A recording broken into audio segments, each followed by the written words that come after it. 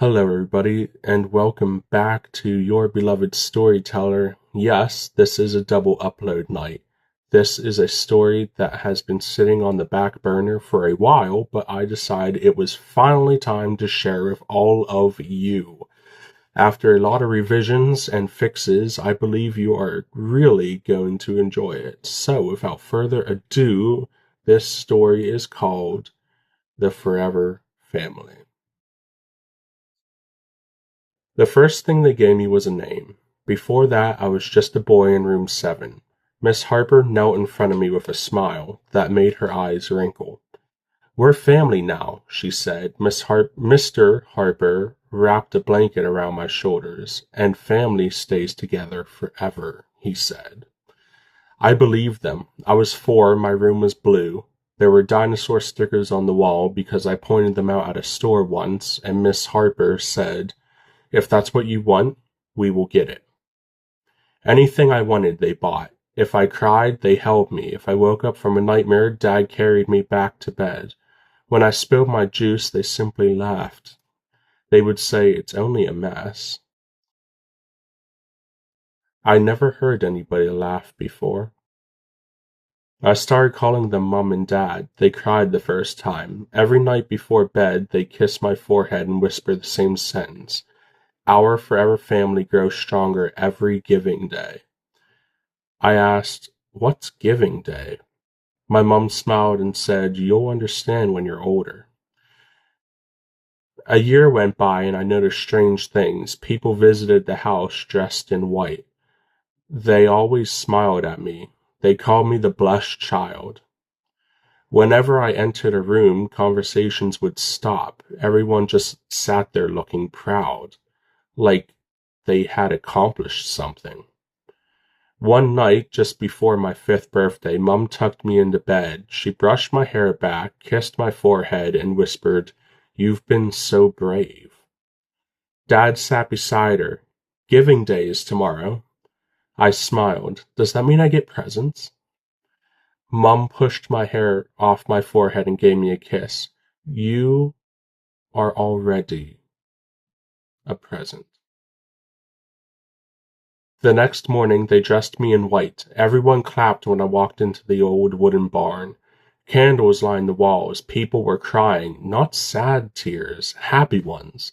They hugged me. They told me they loved me. They said I'd make the family complete. I didn't understand. The family was already complete and I was happy. But Dad seemed so demanding, like he wanted me to do this. So Dad carried me up to the table made of stone at the front of the room. It was cold. He laid me down carefully as if I was glass, and he was afraid I would shatter. Mum held my hand. She was crying. She could barely speak. "I love you. I love you so much. You always will be our son." I smiled. "I love you too, Mum." She broke just for a second. She looked like she wanted to grab my hand and run, but instead, she let go. A knife came down, someone screamed, people rushed, everything became loud. I don't remember much after that. Just pain, running, trees, cold rain, and someone finding me hours later.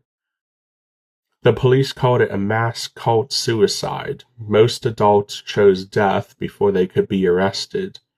The rest of them disappeared. No one was ever found. They asked me questions like, were they hurting you? Did they hit you? Were they mean? I just shook my head to all of the questions and replied, they loved me. They were my forever family. The room went silent. I'm 26 now, and people still tell me I was lucky that I escaped monsters. I never argued with them because late at night, I remembered how Mom kissed my forehead, or how they laughed when I spilled juice, and when they read bedtime stories to me. I remember how they looked at me on Giving Day, not with hatred, not with anger, but with absolute, unquestioning love. They truly believed sacrificing me was the greatest gift they could ever give. Sometimes that's the part that keeps me up. Not that they wanted me dead, but they died believing they were amazing parents. And sometimes I dream about when I was 4 and I'm back in my blue room with Mom in the doorway smiling, "Come on, sweetheart, it's giving day." And I suppose even now, some part of me still wants to take her hand because she was the closest thing I ever had to a forever family.